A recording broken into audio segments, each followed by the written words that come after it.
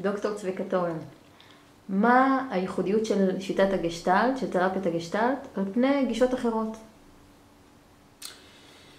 קודם כל צריך להגיד שאני למדתי בצורה אדוקה, זאת אומרת למדתי פסיכואנליזה באוניברסיטה, כי זה מה שלמדים באקדמיה, ואתה לומד את ה-DSM, ואתה לומד להקשיב לאנשים ולתת להם תוויות, ואחר כך להתייחס לפי התווית שנתת להם.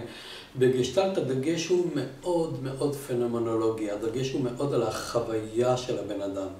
אם מישהו אומר אני מפחד, אתה אומר תגיד לי יותר מה הפחד, ממה אתה מפחד, מתי אתה מפחד, איך זה נראה לפחד, איך זה מורגש לפחד, איך זה נשמע לפחד, איך זה מריח לפחד. כאילו כל הדגש הזה שהדבר המרכזי זה החוויה של הבן אדם, ולא שום דבר אחר, בעיניי זה הדבר ששווה אותי. הרגשתי שמקשיבים לי באמת, שקולטים אותי באמת, לא מחפשים איזה מילים שלי יתאימו לאיזה מגירה באיזשהו ספר תנ"ך פסיכולוגי או פסיכיאטרי.